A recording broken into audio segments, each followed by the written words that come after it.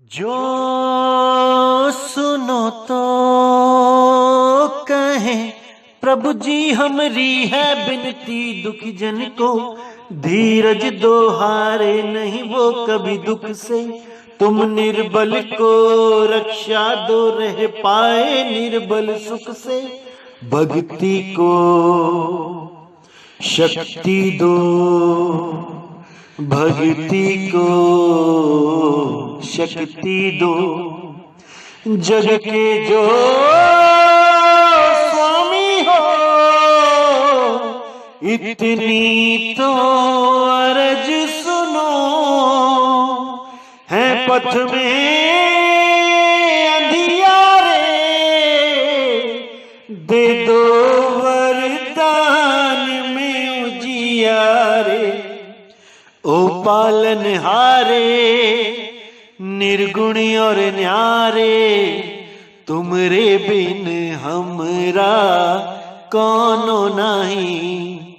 हमरी उलझन सुलझाओ भगवन, तुमरे बिन हमरा कौनो नहीं। तुम हमको संभाले, तुम हमरे रखवाले, तुमरे बिन हमरा कौनो नहीं। ओ पालनहारे निर्गुण और न्यारे, तुमरे बिन हमरा कौनो नहीं।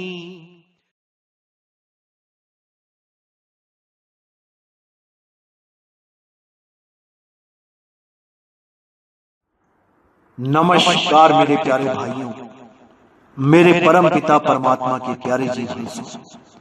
मैं बंदी छोड़ से यही अरदास करता हूं कि आप सब मेरे भाइयों का विवेक पहले से ज्यादा और ज्यादा से ज्यादा बढ़ता ही जाए, और ऐसी कोई दुविधा ना रहे जो मेरे भाइयों को 1% भी दुविधा में डाल सके।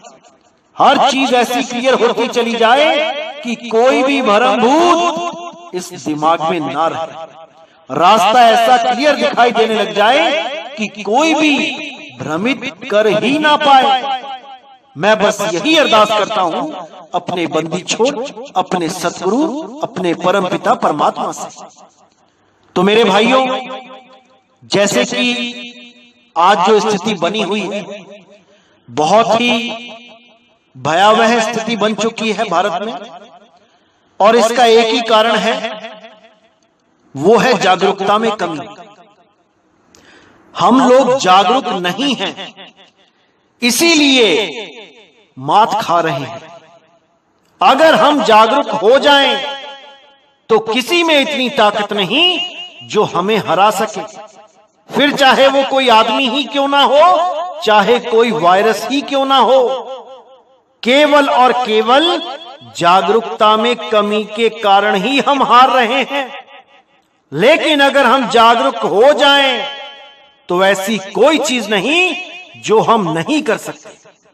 केवल हमें एक सही मार्गदर्शन मिल जाए, तब सब बिगड़े काम सुधर जाएं, सब बिगड़े काम बन जाएं।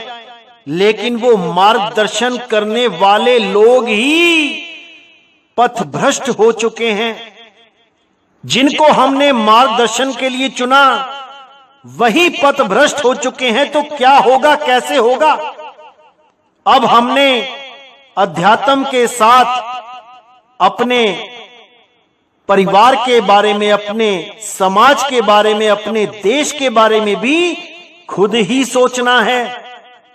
क्योंकि अगर हम ही सेफ नहीं रहे तो कैसे भक्ति करेंगे, कैसे उस परमात्मा को याद करेंगे, जब सारा दिन इस स्थिति में डरते ही रहेंगे तो कब उस मालिक को याद करेंगे?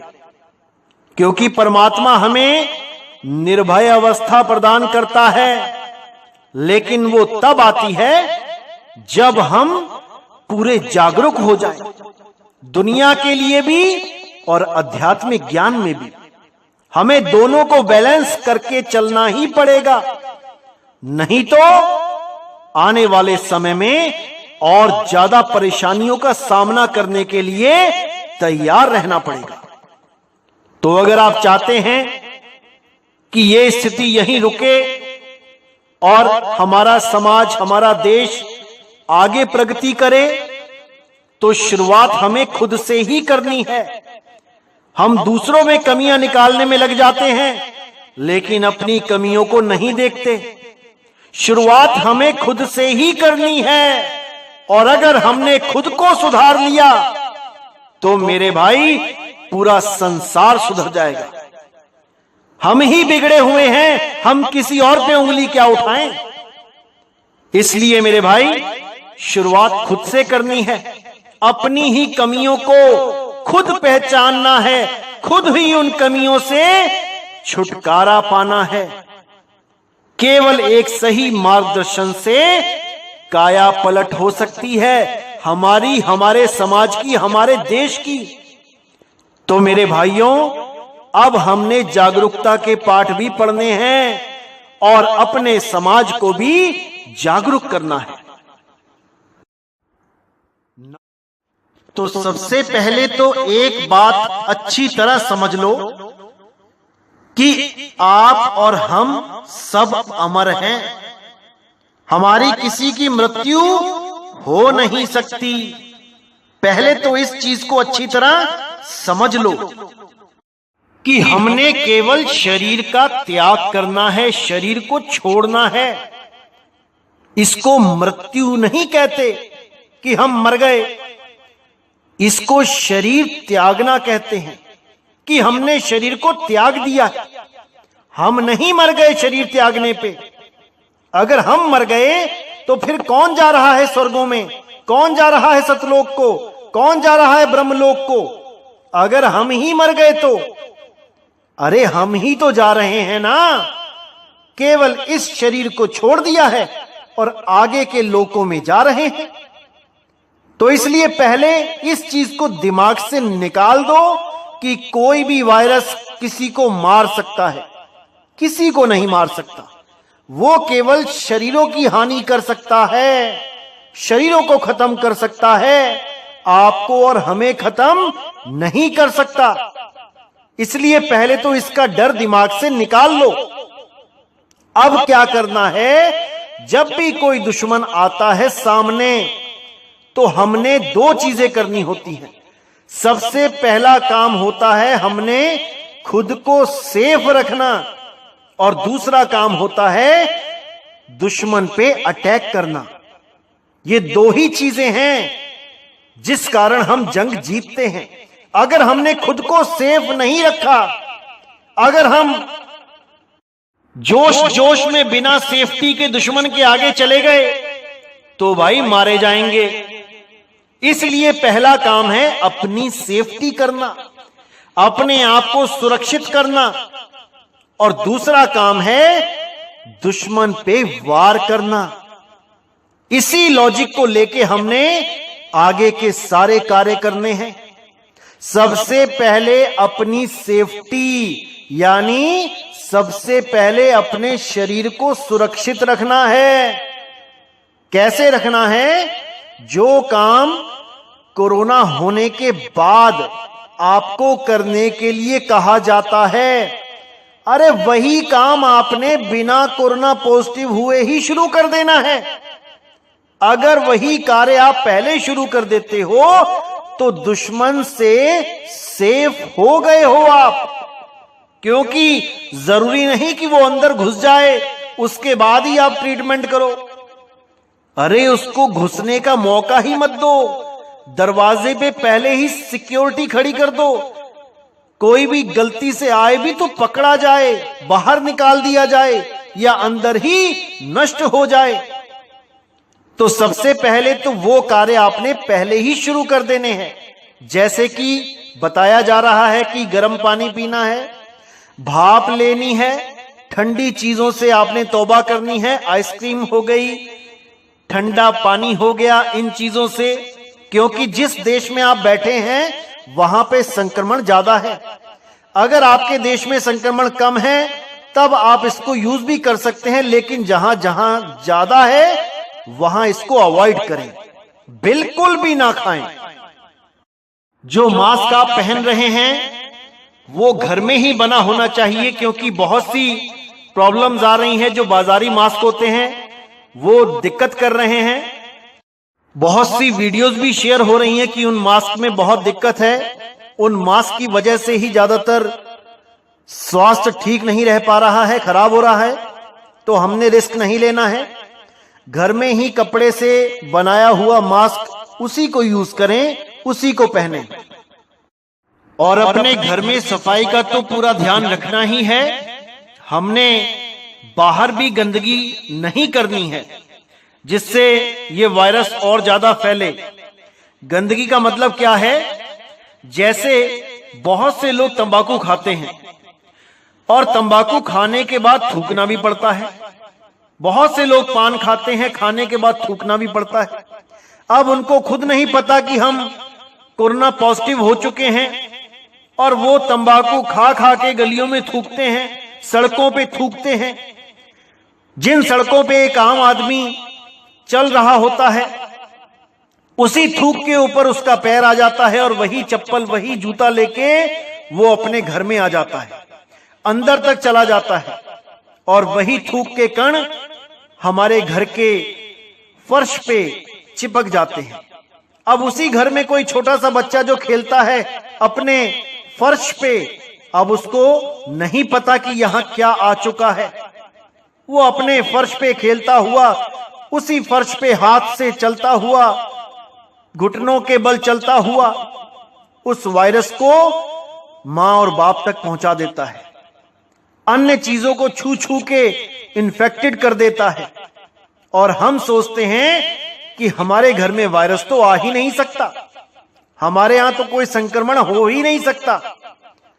तो उन भाइयों से भी मैं विनती करूंगा जो तंबाकू खाते हैं और जो पान पुड़िया खाते हैं और हमारे देश की सड़कों को डस्टबिन समझ समझ के थूक थूक के भर देते हैं, ऐसे लोगों से भी मैं यही कहूंगा कि अब भी जागरूक हो जाओ।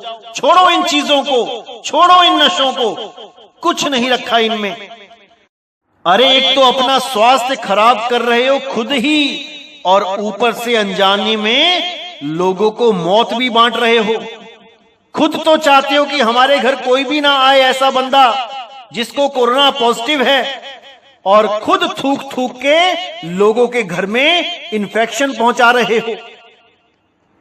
अभी भी वक्त है, सब जागरूक हो जाओ, क्योंकि अगर हम जागरूक नहीं होंगे तो मौत हमारे ही सिर पे खड़ी है, बाकी सब तमाशा देखेंगे। जागरूक हमें खुद होना पड़ेगा, एक एक आदमी को जागरूक होना पड़ेगा, नहीं तो कुछ नहीं हो पाएगा हमारा। तो सब आज ऐसा समय आ गया है कि हमें एक दूसरे की फिक्र करनी ही पड़ेगी, एक दूसरे का सहारा बनना ही पड़ेगा, क्योंकि हम ही हैं जो एक दूसरे को सहारा दे सकते हैं। नहीं तो और कौन देगा, कौन फिक्र करेगा हमारी? अरे हम आपस में ही एक दूसरे की फिक्र करें, तभी ये गाड़ी चल पाएगी। खुद तो हम चाहते हैं कि हम हमेशा सेफ रहें, और हम दूसरों के लिए मुसीबत पैदा कर रहे हैं। इसलिए मेरे भाइयों, हर चीज को समझो, हर चीज को जानो। हम जागरूक हो जाएंगे तो हम ही जीतेंगे, कोई और नहीं जीतेगा। इसलिए हमें एक टीम वर्क की जरूरत है। अगर हम अपनी टीम बना लें तो बड़ी से बड़ी मुसीबत को भी हरा सकते हैं, लेकिन उसके लिए हमें पूर्णतया समर्पित होना पड़ेगा। हमें टीम वर्क में आने से पहले पूरी तरह समर्पित होना पड़ेगा, यानी हम जो उसूल बनाएंगे उस पे हमें चलना पड़ेगा, चाहे कुछ भी हो जाए। फिर हमें कोई कंप्रोमाइज नहीं करना होगा। एक एक गांव में अगर 10-10 लोग भी जागरूक हो जाएं और अपने ही गांव वालों को जागरूक कर दें, तो मेरे भाई देखते देखते ही पूरा देश जागरूक हो जाएगा। शुरुआत अपने घर से करनी है, अपने गांव से करनी है, खुद से करनी है। फिर देखो कैसे हमारा देश बदल जाता है, फिर देखो कैसे हम विश्व गुरु बन जाते हैं। याद रखो मेरे भाइयों, विश्व गुरु हमें कोई और नहीं बना सकता, हमने स्वयं ही बनना है। भारत ने विश्व गुरु बन के दिखाना है, लेकिन उसके लिए आप लोगों को जागरूक होना ही पड़ेगा, सामाजिक तौर से भी और आध्यात्मिक तौर से भी। इन धर्मों के पीछे, इन जात पात के पीछे, इन रंग भेद के पीछे झगड़ा नहीं करना है। देखो आज कहां चली गई ये जात पात, कहां चले गए ये धर्म, कहां चले गई ये धार्मिक संस्थाएं, कहां चले गए ये मंदिर मस्जिद, सब बंद के बंद हैं। एक बीमारी की लहर चलती है और सब पे ताले लग जाते हैं। मेरे भाइयों इसको अच्छी तरह समझ लो, हम हैं तो जात है, हम हैं तो धर्म है, हम हैं तो देश है, हम हैं तो संसार है। हमें पहले अपने ऊपर फोकस करना ही होगा, अपने आप को बदलना ही होगा, तभी इस संसार को बदल सकते हैं। लेकिन हम खुद को तो बदलना चाहते नहीं और दूसरों पे दोषारोपण करके अपने जिम्मेदारियों से भागते नजर आते हैं। अपनी जिम्मेदारियां निभानी सीख लो। और इस वक्त सबसे बड़ी जिम्मेदारी है अपने आप को सेफ रखना, क्योंकि हम अपने आप को सेफ नहीं रखते हैं, इसीलिए हमारे द्वारा ही हमारे परिवार वालों को इन्फेक्शन हो जाती है। अगर हम अपने आप को सेफ कर लें तो ये इन्फेक्शन फैल नहीं सकती, ये वायरस फैल नहीं सकता। लेकिन हमें ही नहीं पता कि हम कैसे बचें, तो बात कैसे बनेगी। सबसे पहले एक बात समझ लो कि हमारा दुश्मन हमारे सामने ही है, लेकिन बस हमें दिखाई नहीं दे रहा। अब वो दिखाई नहीं दे रहा तो इसका मतलब ये नहीं कि आप बेफिक्रे होके बाहर घूमो, आपको सेफ साइड रखनी ही पड़ेगी। आप डरो बिल्कुल मत, लेकिन अपनी सेफ्टी का भी पूरा ख्याल रखो। डरने को नहीं कह रहा मैं कि आप घर से बाहर निकलते हुए भी डरो, डरना नहीं है दुश्मन से, लेकिन उसको मौका भी नहीं देना है कि वो तुम पे हमला कर सके, कि वो तुम्हारे घर में एंट्री कर सके। अपना पूरा ख्याल रखना है, साफ सफाई का पूरा ध्यान रखना है, हाथों को भी अच्छी तरह धोना है और जूतों को भी घर से बाहर रखना है, या फिर दरवाजे के पास एक कोने में जूतों की जगह बनानी है, अंदर एंट्री नहीं देनी है। और भी जिन कारणों से इन्फेक्शन हो रहा है, संक्रमण हो रहा है, उस पर पूरा ध्यान रखना है। इस वक्त किसी के भी संपर्क में आने से बचना है, किसी के भी संपर्क में आने से। आप लोग समझ रहे हैं मैं क्या कह रहा हूं? किसी प्रकार का संपर्क नहीं होना चाहिए किसी के साथ, नहीं तो अनजाने में ही आप अपने घर वालों के लिए मुसीबत का कारण बन जाएंगे।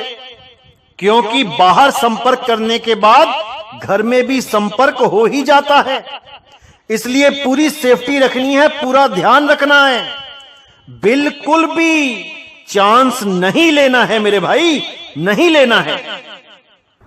क्योंकि पिछले साल तो केवल अखबारों में और टीवी में ही देख रहे थे कि कितने लोग मर गए, कितने इन्फेक्टेड हो गए, लेकिन अब तो अपनी जान पहचान के ही लोग मौत के मुंह में जा रहे हैं। रोज ही कोई ना कोई फोन, कोई ना कोई मैसेज आ जाता है। जिन लोगों को हम अच्छी तरह जानते हैं उनकी भी खबर आ जाती है कि वो इन्फेक्शन में शरीर को छोड़ के चले गए। इसलिए मेरे भाई इसको मजाक में नहीं लेना है, इसको हल्के में नहीं लेना है। क्योंकि बहुत से लोग कहते नजर आते हैं कि कोरोना जैसी कोई चीज नहीं है, कोई वायरस नहीं है, कोई महामारी नहीं है। ऐसा बिल्कुल नहीं है मेरे भाइयों, बिल्कुल नहीं है। क्योंकि कोरोना शुरू से था। यह नहीं कि आज 2020 में ही कोरोना आ गया, यह पहले भी था। लेकिन फर्क बस इतना है कि अब अपडेट हो चुका है और कुछ नहीं है। डरने की जरूरत नहीं है, केवल इससे सावधान रहने की जरूरत है। क्योंकि बाकी बीमारियों के मुकाबले इसका डेथ रेट बहुत कम है, इसकी मृत्यु दर बहुत कम है। बाकी बीमारियों से ज्यादा मरते हैं लोग और कोरोना से बहुत कम, क्योंकि बहुत से लोग ठीक होके भी आए हैं। इसीलिए केवल जागरूक होने की जरूरत है कि हम इससे कैसे बच के रहें, और अगर बाय चांस हो भी जाता है तो इससे उबरे कैसे। बस हमने इसी जानकारी को अच्छी तरह लेके समझ के आगे का जीवन जीना है। ये किसी का कुछ नहीं बिगाड़ सकता, बस डरना मत। क्योंकि जो डर गया वो मरने से पहले ही मर गया। डरना नहीं है, इसको समझना है, दुश्मन को समझना है और समझ के फिर हरा देना है। बस इतनी सी बात है। और आजकल जो ऑक्सीजन की कमी हो रही है उसके ऊपर भी बताना चाहूंगा। घबराने की जरूरत नहीं है। अगर फेफड़ों में इंफेक्शन हो जाने के कारण शरीर पूरी तरह से ऑक्सीजन नहीं ले पा रहा है तो फिर क्या करना है। सबसे पहले तो घबराना नहीं है और हॉस्पिटलों में जाके भगदड़ भी नहीं मचानी है। क्योंकि आपको तो पता ही है, जिस चीज की शॉर्टेज हो जाती है वो फिर काला बाजारी में ही नजर आती है, वो फिर 4 गुना दामों में नजर आती है। इसलिए घबराना नहीं है, भगदड़ नहीं मचानी है। घर में रह के भी आप इस प्रॉब्लम से निजात पा सकते हैं। बस आपको जागरूक होने की जरूरत है। जो जागरूक होता जाएगा वो इन मुसीबतों से उबरता जाएगा। तो अगर ऐसी कोई कंडीशन आपके घर में भी बनी हुई है तो आपने क्या करना है। सबसे पहले आपने पेशेंट को ऐसे लेटाना है जैसे इस फोटो में दिखाया जा रहा है, यानी कि पेट के बल लेटाना है और तकिया लगाना है पेट के नीचे, और छाती जो है वो तकिए से आगे होनी चाहिए। जिससे क्या होता है कि जो दिल होता है वो नीचे की तरफ हो जाता है और फेफड़ों को पूरी जगह मिलती है सांस लेने के लिए। पूरी जगह मिलेगी, पूरी सांस अंदर जाएगी तो ऑटोमेटिकली ऑक्सीजन भी ज्यादा ही जाएगी। तो आज के लिए इतना ही काफी है। इसी के साथ मैं अपनी वाणी को विराम देता हूं और बस यही दुआ मांगता हूं मालिक से कि मेरा पूरा देश जागरूक हो जाए, सफाई के प्रति, अपने स्वास्थ्य के प्रति, अपनी जिम्मेदारियों के प्रति, अपने समाज के प्रति, अपने देश के प्रति हर प्रकार से जागरूकता आ जाए तो हम विश्व गुरु होके ही रहेंगे। कोई रोकने वाला नहीं है। हमारी रुकावट केवल हमारा ही अज्ञान है। इसलिए हमने अपने ही अज्ञान को अपने हाथों खत्म कर देना है और एक जागरूक नागरिक होके दिखाना है। तो इसी के साथ आज की वाणी पे मैं विराम देता हूं। बोलिए सतगुरु बंदी छोड़ सतगुरु सत्य कबीर साहिब की सदा ही जय हो, सदा ही जय हो मेरे मालिक की साहिब बंदगी। सतनाम।